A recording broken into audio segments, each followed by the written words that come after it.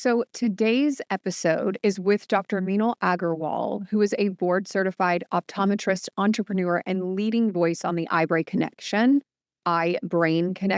pioneering a holistic approach that integrates science, mindfulness, and lifestyle medicine. It is incredibly unique, the conversation we're having today. Through her podcast, Uncover Your Eyes, she champions visual health as a key to cognition, longevity, and overall well-being. Let's dig in.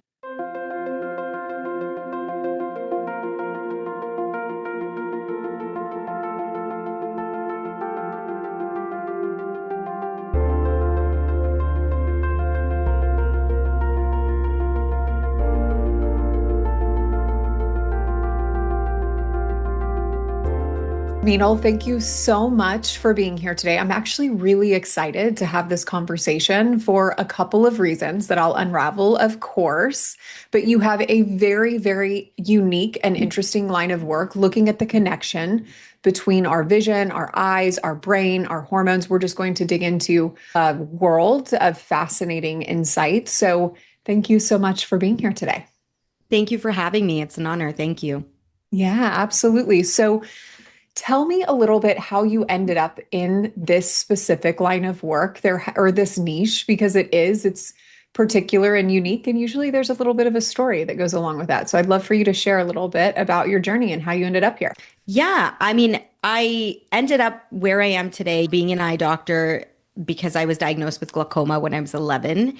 And I think for me, obviously, having a doctor who truly took me seriously, and whether it was symptoms or signs, and didn't just equate diseases to the elderly, it meant a lot to me. And I think I wanted to be obviously that person that was there for others. And I think that's why even as an eye doctor today, I shift a lot into the functional side of it. A lot of us as optometrists are very like, it's textbook. This is what it shows. This is what it should be. And this is the treatment, whether it's drops, whether it's surgery. But I like to deal a lot with the preventative side of it, which is obviously explaining to patients how we can prevent those diseases from coming on, or the functional side of it is once the disease is there, let's see what other holistic measures we can take along with, of course, if you need surgery or you need medication. But for me, it's looking at the holistic picture and looking at the eye, brain, body connection, because your eyes are the first places where we detect a lot of things. Yeah. It's interesting. A couple weeks ago, I was having like a lot of anxiety, and I'm like, is this my hormones? Is it perimenopause? Is it my stress? Because my stress is a little bit high right now. So I basically completely disconnected from my phone, and a whole weekend without it, my anxiety dissipated tremendously. I could not believe the actual physical impact that it had. It was fascinating. So I'm kind of excited to dig into that concept. I'd love for you to chat with us. Most of us are walking around, we're spending all day on screens, whether it's our phone, whether it's our computer, the TV, we're kind of transitioning from one screen to the next. What are some of the obvious signs, or maybe the signs we should tune into, that tell us, hey, maybe we're having an experience of digital overload, or this is really impacting our nervous system? Yeah, I love that you shared that story with me because I'm in the same boat as you, and my anxiety is, I believe, very much linked to this overstimulation. And that's what it is. It's overstimulation. Being on all these devices, we're stimulating through the blue light and through the scatter. We're stimulating so many areas of our brain, essentially. When we talk about the eyes are just the vessel where that blue light hits, and then it goes straight to your brain. And that's where it's changing your metabolism. It's changing hormone, or having direct effects on your hormone levels, your sleep cycle, everything. And I think the signs of digital overload, the biggest sign is your ability to sleep. And there are so many patients who have insomnia or are taking sleeping pills, and there's an obvious sign that is that blue light, and we only need a little bit of it. We need a lot to cause disease, but we only need a little bit of it to mess up our sleep wake cycle and our circadian rhythm. And having that detox 1 to 2 hours before sleeping is so huge because once you get that blue light hit your retina, you are suppressing melatonin production. And that has been shown in countless studies. And you are not, your body's not going to know that you need to sleep. And that's why you're so awake. And so for me, the first step is the nighttime thing. If you want to be on it 10 hours in the day, sure, but get off of it at night. And then, of course, if you are on your devices, whether it's staring at a TV or a computer all day, taking those breaks is huge. So we have a rule of thumb in the eye world, and it's called the 20-20-20 rule. I don't know if you've heard of it, No. but it's every 20 minutes for 20 seconds, just 20 seconds, look 20 feet or far away. So I love to tell patients to position their screens, like especially if you're working from home, like I have a window right here. So position it next to your window so that you're typing all day. And at least it's a reminder that your window is there, that you can look far away. Because when you look outside, it's usually far away. So you just want to look outside and far away. That's huge for our digital detox, just having those breaks. And your body processes that pretty well. So I would rather, and it sounds funny, but I would rather you be on a screen for 5 hours, taking breaks every 20 minutes, than be on a screen without breaks for 3 hours. Wow. And so does that like calm our nervous system? Does it allow our eyes to reset a little bit? Tell me a little bit about what's happening. I would love to honestly, my window's Yeah. like right here overlooks my garden. I've never done this before, but I definitely need to get on board. So yeah, fill me in. Tell me a little bit more about the effects of that. So, firstly, it relaxes your eye muscles. So, when Mhm. you look at something up close, about 50 centimeters, your muscles actually have to strain and flex. When you look at something far away, your muscles actually relax. So, when you're flexing your muscles all day long, you are stimulating an elongation of your eyeball. And when you elongate your eyeball, you require stronger glasses or stronger you become more nearsighted. So you need a stronger prescription to focus the light further back. So you're developing more nearsightedness. And we project that by the year 2050, 50% of the world will be nearsighted. And that's why we're seeing a lot of the rise post COVID when children were all on devices all day as well.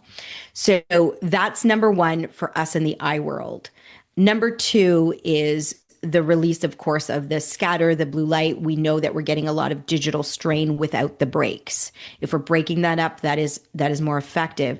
So our eyes are signaling the brain in different pathways to increase cortisol, to change hormone levels, to make you more tired. There are certain pathways that are affecting your insulin resistance even.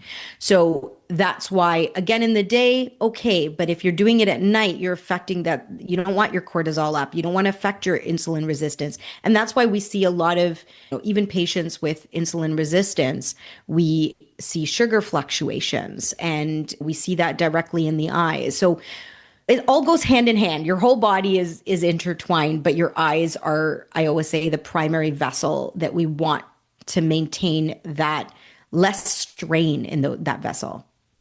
So interesting. So I kind of want to go back to the nighttime thing.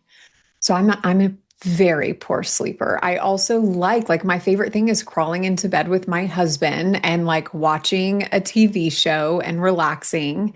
Is that number one, do you not do that at all? And like, is there any workarounds that we can do? Like, Okay, so that's tell also me all the my thing. things. So you know what? I shouldn't be preaching what I'm preaching, but I mean, for me, like that downtime at nighttime where you can just binge watch Netflix is huge. So I will tell you, I try to give myself like at least a 1 hour gap because again, you're getting that blue light stimulation. I think the difference, like we always watched TV back in the day, like before sleeping, but I think the difference is I truly don't believe it gives you that dopamine hit that TikTok does where you're just scrolling. You can go endlessly, right? Also, we had commercials when we were younger, but it's a big dopamine hit. I find and I don't know if you find this, when I'm binge watching Netflix, because sometimes if it's a good show, like, and you're like, there's 3 seasons and you just started it and you want to complete at least two, and then you complete two and you're like, no, let's complete the third. And then it's like 1 a.m.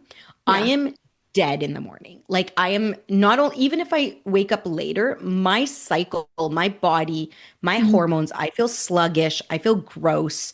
It just messes everything up. And a lot of that is because you're not getting into the proper sleep cycle, the REM sleep, the proper, where you're not getting that good quality sleep because your body has not fully suppressed it has fully suppressed the melatonin, right? So Mm. that's a big thing. So I'm not going to say don't watch TV in bed. I don't want to take that away from you, but knowing your limits and giving yourself at least some time before falling asleep, because it is really hard to fall asleep after switching off the TV and just trying. Yeah. And that's when you want to transition to like TikTok before you go to sleep. But then it's like the dopamine thing.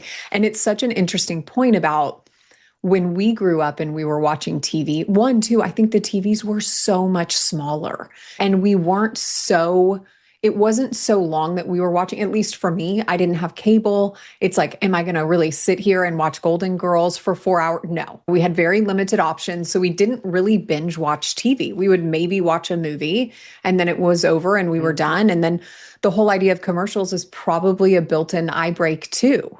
Got it.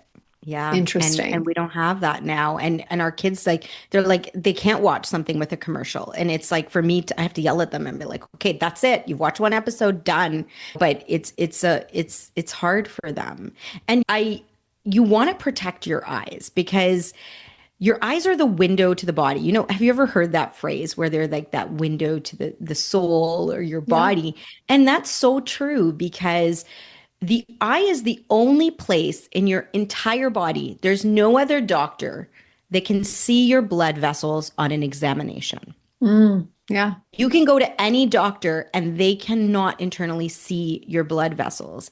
The eye is the only place in your whole body where I can check you for a routine exam and I see all your blood vessels in the eyes. Yep. And so a lot of times it's the first sign of different certain diseases, whether it's diabetes, blood pressure, cholesterol, plaques, sometimes the first sign of a stroke, so many things. Yeah. Question, follow-up question. I'm still stuck on the nighttime TV thing. So tell me about like the blue light blocking glasses. Are we really getting much protection from them? Are they worth it? Is there certain types that are better than others? I'm like totally Yeah. leveraging our Yeah. entire conversation for me personally. I apologize. No, of course. It's the hot topic. So, okay, so I want to talk about blue light. We talked about it in the aspect of circadian rhythm first. Let's Yep. just touch on it in terms of disease. So, a lot Yeah. of people believe that it's causing disease. So, they're making their children wear it all day long. So, forget Mm. about the nighttime, but just in the daytime. And I want to debunk that myth slightly. So, it is not, I shouldn't say not, but it really has not been shown to cause disease. We need the intensity of blue light to be almost as strong as staring at the sun all day for you to get that oxidative stress on your retina. By Mm. looking at computer for 8 hours, you are not burning your retina, you're not causing oxidative stress.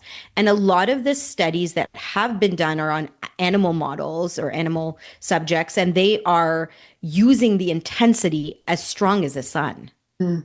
So when Okay. they show retinal damage, such as causing macular degeneration, which some have, that is on animal models with very intense blue Got it. light. Okay. None of us are going out there and staring at the sun all day.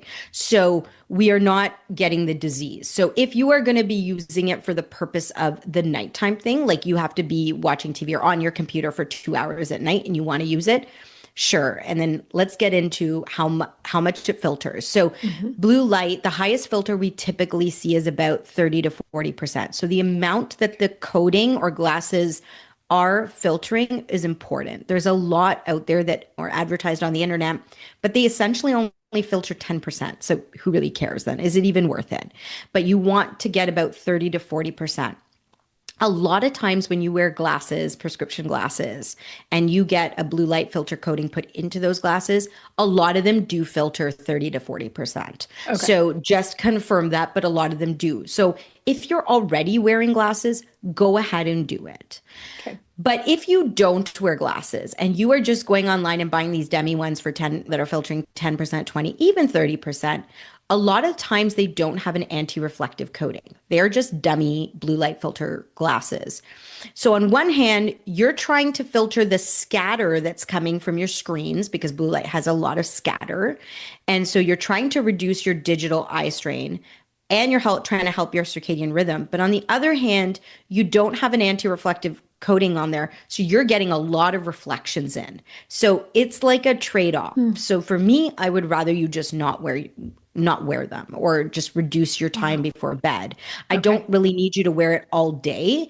But again, if you already have glasses and you want it on, sure. Because forget about the nighttime. So at nighttime, it affects your circadian rhythm. What do we care about in the daytime? We care about digital eye strain because blue light has high energy and it scatters a lot. It has a lot of movement. So we want to reduce digital eye strain. But if we're adding on all these reflections, we're counteracting it. But if you already have a good pair of glasses that has an anti-reflective coating, why not add it on? There's no harm. Got it. Okay, so cool. So interesting. I want to transition this conversation to something that's a little unique. And you talk a lot about your eyes, digital strain, whatever it is, impacting balance, coordination. What's really interesting about this to me, and so I have a special needs daughter. Her name's Rosie. She's 10. She's autistic, but she has like a rare genetic disorder. So there's a slew of other things that go on as well. She has a little iPad that's her words. Obviously, a lot of autistic kids really like iPads and like she watches farm animal videos and she loves, that's like her favorite thing. But she also has balance and coordination issues that go along with her rare genetic condition. So I've never heard of this connection. I think it's so fascinating. I'd love for you to tell me about that. And I also want you to describe separate, or if it's interconnected, I don't know, scatter. Like translate that to like normal everyday people that maybe don't even know what that means, because that's me for sure. Yeah. So the concept you're referring to is I call it spatial awareness because that's essentially what it is. So we'll start from the beginning, but when you are looking at a screen or, something cookie cutter box where you're not looking at your surroundings all day for many days, many months, what's happening is you have light from these objects that are hitting your retina and stimulating your foveal photoreceptors. So these are photoreceptors in your retina that dictate your central vision. You also have photoreceptors in your retina that dictate your peripheral vision, which is your surrounding that object. Typically, what your brain does is it integrates it all and formulates the picture of whatever you're looking at, your peripheral vision and your central vision. There's no severe distinction. Typically, your peripheral vision, whatever's around you, goes slightly in the background, but not too much. But you're focused on your central vision. But they have a great amount of brain space that's processing both. And those areas are slightly different. But if you are constantly stimulating your central foveal photoreceptors, those peripheral photoreceptors are going to get tired or just kind of feel like they're lazy. They're not going to get used. And can they be retrained? I'm going to jump to that. Yes, but we obviously are going to get lazy and they're going to have an issue. So they're not going to be processing what's around that computer or peripherally around that space. If your foveal photoreceptors are constantly being used, you're constantly going to keep putting what's in the center as the forefront and be only narrow-minded or narrow-focused, we call that. So you have lost your awareness of your space, your spatial awareness. And a lot of people are headed there. And there's so many signs, whether it's losing balance because you can't figure out where your body is in relation to space. So sometimes you'll lose balance, you'll be clumsy, you'll spill coffee easily, or you'll cross a street staring at your phone, not being aware that the car is coming slightly close to you when it's stopping. And you'll see a lot of kids that will be crossing the street outside high schools and they're staring at their phone, crossing the street. And a moment, sometimes the car will cross that white line slightly and they'll look up and they'll be like almost shaken. Like what's happening? It's because they're not aware of what's happening. And to process that peripheral side vision takes time. And I don't know if you've ever felt this, but when you're on a computer and you get up, so if you've been on a computer for a couple hours, then you get up, it's like almost like, give me a second to get my Hmm. balance right. You'll notice that if you're on it for a couple of hours, Oh, try I'll noticing pay it. When attention. you get up, it'll be like, you won't just start walking, right? It'll be like, give it a second. And that second will be Interesting. different, could be minutes for some people. And it's because your balance is also in parts of those areas of your brain. Your vision is connected to your balance, all sorts of things. And you're not spatially aware because your peripheral vision hasn't been stimulated. And that is where the next kind of generation is headed because they're sitting on Right. this cookie cutter box all day. It's so fascinating because really this is like the science we'll see in the future that you're just on the forefront of because this is all so new, like computers, big TVs, screens, iPads, phones, like that we're spending all this time on. We'll see these ramifications play out over the next several decades, but it's amazing that you're talking about it now because now is when we need to intervene. We don't want to wait until these studies come out in 20 years and kind of change the paradigm. And McCall, Uh, I want to, sorry, add that you were talking about your daughter and something similar happened to me. And this is how I got into this. I was just a regular eye doctor working, doing my days, coming home. And I actually started to build my podcast and I was off work for health reasons as well for a couple of months. And so when I was off work for a couple of months for health reasons, I was sitting on my computer so much more doing my podcast stuff and trying to get it started that I would be on it like 8, 9 hours a day. And I had never had that lifestyle because my lifestyle was going to work, seeing patients where I'm not on a computer all day. I would just be finishing files at the end of the day for a little bit, but not a lot. And so for me to transition from being completely normal mhm. to 2 to 3 months off work where I'm sitting on a computer all day, I actually noticed a big change in me. I couldn't go into crowds. And when I went into crowds, I'd want to stay in the corner. And I'm an introvert, but I can be extroverted when I'm Mhm. outside. And it was getting really bad to the point where I didn't want to socialize. My kids would call me while I'm sitting on my computer right where you see me, and they'd be calling me from the other side, and I would just ignore. And it was like my spatial awareness was tuning them out.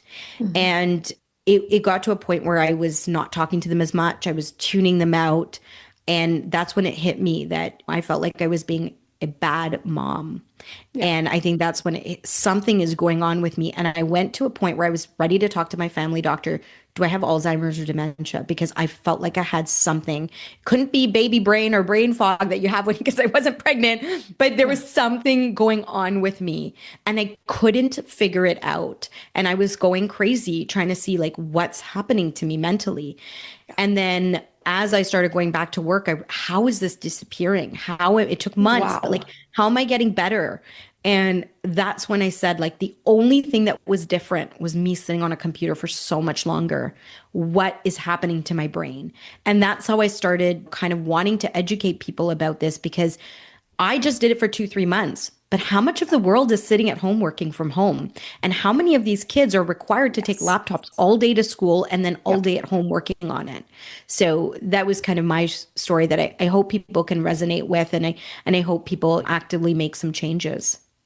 And gosh, what's so crazy about that is like, as an adult, as a specialist in this field, it took you a while to figure that out. Imagine all the kids that will never be able to realize this unless their parents, their teachers, their coaches are empowered with this same information because they just can't tune in. They would have no idea. It's like me with my anxiety. It's like, I've got to do something about this. It's so acute right now. What can I do? This is the one thing in my control. I'm going to try it. Let's see. And it worked. Fascinating. Yeah. Well, thank you for sharing that. And thank you for your work in that regard, because I think it could impact kids and so many adults too. Talk with me a little bit about hormones and the interconnection. And I don't know if it's bidirectional, if it's unidirectional, but talk to me about the interconnection between vision and hormones, because this wasn't part of the conversation I was expecting before I started prepping for this. Yeah. So I'm going to mainly talk about menopause a little because that's when we Yeah. have the biggest shift in hormones. So our hormones decrease. And the biggest or one of the main symptoms, if you go and look at a menopause kind of checklist, is dry eyes. And the reason it's so big is when you have your androgens, your estrogen decreases, that actually decreases your tear production and the oil production, the good quality tears that we get. And so we have severe dry eyes, and it's the number one symptom that women come to 40 plus. I have dryness. And so that is the number one correlation we see. We also will see things like prescription shifts because the level of hormones you have has a direct correlation to your corneal thickness. So we'll see swelling, and it's like after you have a lot of alcohol, it changes your hormones and it actually thickens your cornea. And so we will see people, that's why people go blurry after having a lot of alcohol. Interesting. And so it's the same kind of correlation in lesser levels, but we do see vision or prescription changes similar to pregnancy. Your hormones have changed, so we will see shifts in prescription. So your hormones have a big impact on the retina in that respect. We'll see dryness and vision changes. Those are the top two that we see. Of course, if your hormones are affecting insulin resistance and all of those things, then we will see retinal changes like bleeding at the back of the eye and all sorts of things. Interesting. Do you all see much in the regard of thyroid and eye changes too? Like, because I know everything kind of dries up with thyroid conditions. I'm curious if that's part of y'all's training, if how real that is and how much you see it. Absolutely. So, especially with Graves and hyperthyroidism, which you're the expert in, but we will see inflammation of the tissue around the eyes as well as the extraocular muscles. So the muscles around the eyes, we can also see optic nerve changes, but basically it's inflammation. And so what happens is it pushes, in some patients, the eyeball outwards, and we'll see the lid slightly retracted. So yes, they'll feel dry because the lid is retracted, but we'll also see proptosis, which is the eyeball going outwards. So that's a big thing we see in uncontrolled hyperthyroidism and with Graves' disease. So a lot of times it keeps protruding or for that active infection or inflammation period. And then there's a calm down period. And when that calm down happens, a lot of times some of it goes away, but a lot of it does remain. And when it's not actively inflamed, that's when people can consider whether it's surgery for that proptosis or cosmetic surgery. Yeah. And then thinking about, so I'm like 42. Overnight, I feel like in a matter of 3 months, I'm like, so I can't go anywhere without my glasses. This morning I woke up thinking it was 6 o'clock, got completely like ready, started doing my day. It was 5. I just couldn't see it on my phone whenever I was like getting up. What is happening in like the perimenopause phase? Is it dryness? Is it like what's happening to make us all of the sudden lose our vision so quickly? Okay, so I mean, I'm assuming you're referring to the close-up vision that we all lose. For sure. So it's not just women. I want to put it out there. This is the one thing men get too, thankfully. Right. So they need something. Yeah. So we kind of refer to this as like the 40 plus issue. We're seeing it a lot earlier now with people being on a computer now. But back in the day when I started practicing like 18, 19 years ago, we referred to it as the 40 plus thing, where we call it presbyopia, where you lose your near vision because the muscles that kind of hold our lens in place that flex when we look up close lose their flexibility over time. So it's a natural degradation. It's kind of like the collagen in my knees is not the same as when I was 20. It's lost I have a harder time sitting on the floor. It's the same idea. So we slowly lose that elasticity. So you start with a mild prescription, then it gets worse and it gets worse.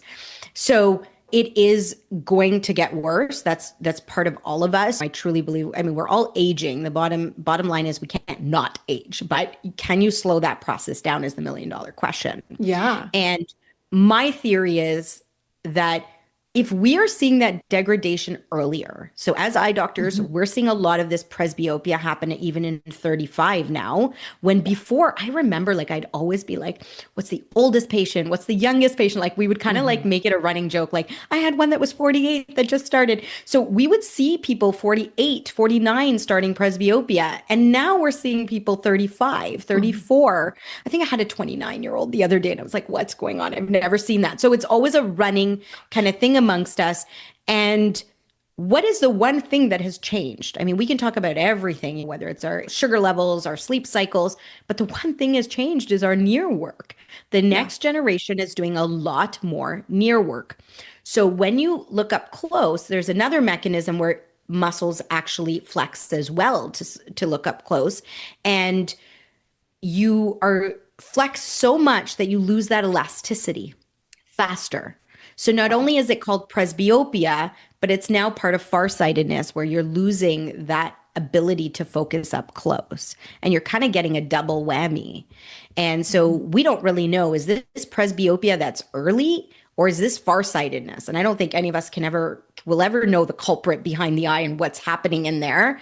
But we know that you're losing the ability to look up close and read at an earlier stage. So yes, there's an aging aspect of it, but there's also the aspect of being on near devices all day. So can we slow it down? I truly believe so. And the number one thing, I mean, of course, there you can go to your eye doctor, consider eye exercises where we're looking far away, all those things.